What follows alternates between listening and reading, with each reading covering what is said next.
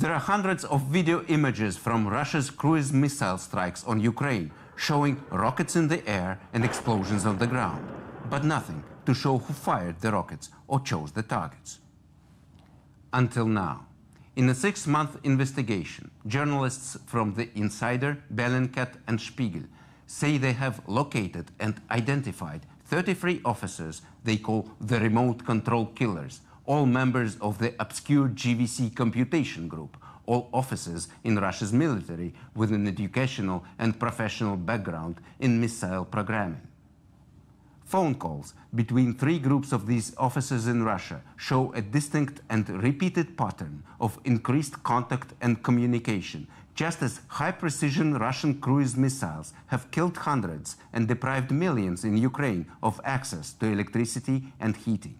As Russian cruise missiles began to land across Ukraine on October 10, killing civilians and damaging infrastructure, these officers were in contact with each other and their superiors, evaluating and checking the accuracy of their targeting for Kalibr, Iskander, and K-121 cruise missiles.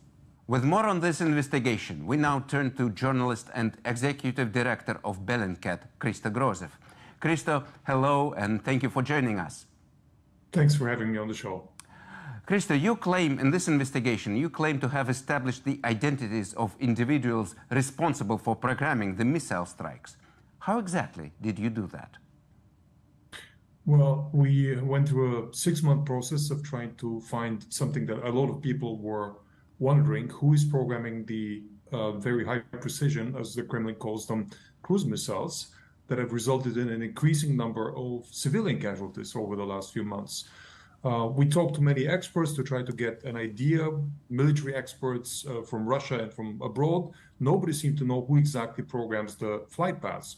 What was known is that each rocket, each missile requires individual planning, because they need to go very close to the ground. They need to follow the terrain, including the latest changes to that terrain, because they cannot crash into some newly constructed building. So it requires an almost virtual simulation of each flight path. So we started looking at the possible candidates for such a job by looking at long yearbooks of graduates of the most likely schools in Russia that produce such type of specialists. These are that must be hundreds or even maybe thousands of names.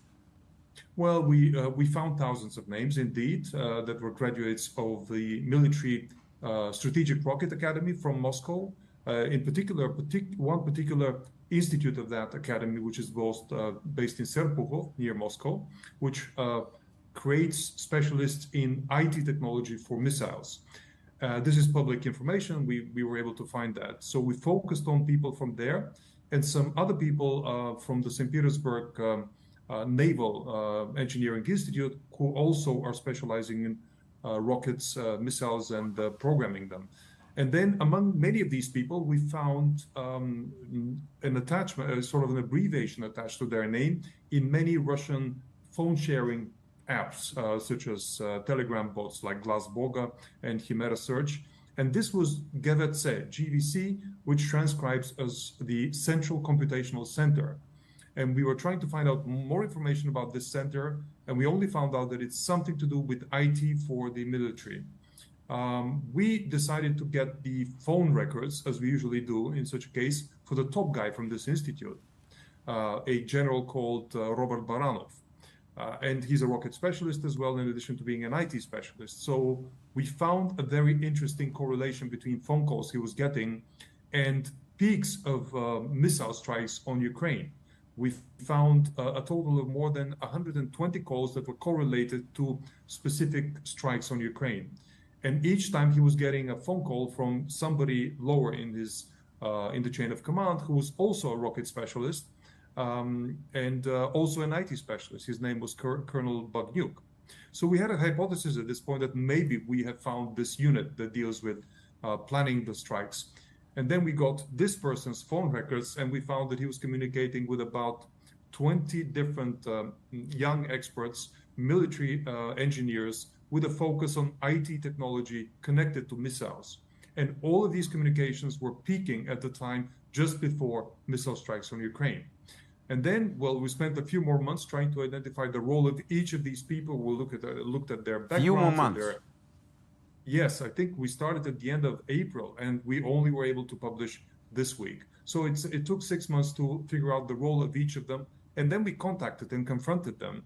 And one of them did not deny that that's what they do, but he refused to answer specific questions, claiming that it would not be safe for him to answer They those. probably learned, all of them learned from Navalny's case that when you receive phone calls like that, you better do not talk much. Exactly, exactly. And I think after the first phone call, which was taken, or first communication was taken by one of the members of the team, all the others were already warned and they knew that we would be calling. So they had received very funny, in their view, trolling responses to whether they're part of this team. They said, no, we don't know anything about the military. I work as a bus driver, said one. The other one said, I'm a pig farmer. A third girl, who's also a member of the team, she said she's a florist. So they clearly had received such responses as legends from the FSB handlers. So, since you have revealed their names, you are positive that your conclusions are correct, and these indeed are these exact individuals who were planning, well, programming these strikes. Yes, we are sure this is based on very strong mathematics and statistical correlations, but we also gave repeatedly the chance to these people to rebut, to say that they're not doing this. And the only thing we received from some of them were lies and essentially a confirmation from one of them. Well, let's for example, let's take a look at the horrific missile strike on Vinica in July, which took lives of 27 civilians, including a 4-year-old little girl. So you know who programmed and launched this strike. Well, we know the team of about 9 people, one of whom did the specific programming of that strike. We don't know which of these people did it exactly. But even though some of these earlier strikes during the last 6 months were resulting in deaths of civilians, even that can sometimes be a normal part of warfare because it's called collateral damage. But in the last month, this unit started targeting or programming the missiles that target civilian infrastructure. They started targeting electrical grids, power stations, and they admitted, not they, but their bosses admitted that that's the goal.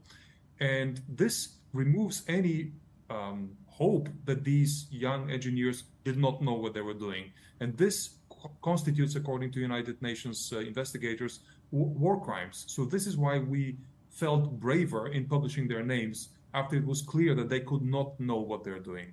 And as I understand, you also proved that these attacks on Ukraine's energetic infrastructure were prepared before actually this attack on Crimean Bridge, which was claimed as a possible trigger for these attacks. Yes, I wouldn't say this is hard proof, but there's strong evidence to suggest that the latest attacks, which started on the 10th of October, which were the biggest since the beginning of the war, some preparation for them started already on the 2nd of October, which was several days before Putin's birthday and before the strike on the bridge. So it seems to me, but this is more an analytical hypothesis, that they were prepared as a revenge for the loss of territory by the invaders, the loss of Liman, for example, and not related to the hit on the bridge. You are talking about participating in military crimes, and these specific individuals are also involved. To what extent do you think are they to blame? Because I assume they were following orders. They were just basically programming, and they were not pressing the button. What is their responsibility? They're not pressing the button, but they are part of the chain of command. And in any investigation of war crimes, and I'm not saying it's war crimes, it has to be established by judges. But the evidence should be preserved for these judges. And in any investigation of potential war crimes, the whole chain of command is reviewed. And it's clear that without the role of these young people, this rocket could not have flown and killed all of these people. They were programming the flight path, they were programming the route, and therefore they knew where they would land. And therefore, they should have known that landing on, near kindergartens, without the precision that this is claimed, these rockets are claimed to have, that landing on power stations is potentially a war crime. And one important thing that we discussed with many colleagues from different media around the world over the last several months, is it fair to publish these people's names? And one of the most common answer we were receiving from editors-in-chief of large international media was, these people who are participating in the war should have exactly the same rights to anonymity, which means none, as any soldier or officer who's on the front line. Just the fact that they're working and participating in the warfare from the comfort of their offices or homes in some cases does not give them the right to anonymity. They're conscious participants in warfare, therefore they should not be anonymous. What other practical outcomes do you see of your fascinating investigation, specifically taking into account that the attacks on Ukraine, missile attacks and shelling, will most certainly continue? Well, I hope that some of their family members who may have not known what these people are doing will have talked to them, and I hope that their neighbors might have a talk with them, and maybe some of them will decide to not continue this job because it's a job for them. They're going there on a 9-to-5 basis. They're going sometimes on night shifts, but it's a job. It pays money. They can walk away from it. And I also hope that if they don't, they're at least put on sanctions, because these same people who are during the daytime or the evening hours watching Western films, listening to music, traveling around the world. Yes, they look like average average Moscow and Petersburg sort of. Exactly, they look like urban young people. I mean, they can't have both. They can't participate in this crazy war and at the same time hope to get a visa and travel around the world. Thank you very much, Krista Grozev, about a fascinating investigation of the Insider jointly with other outlets about a team of programmers programming missile strikes on Ukraine. Thank you.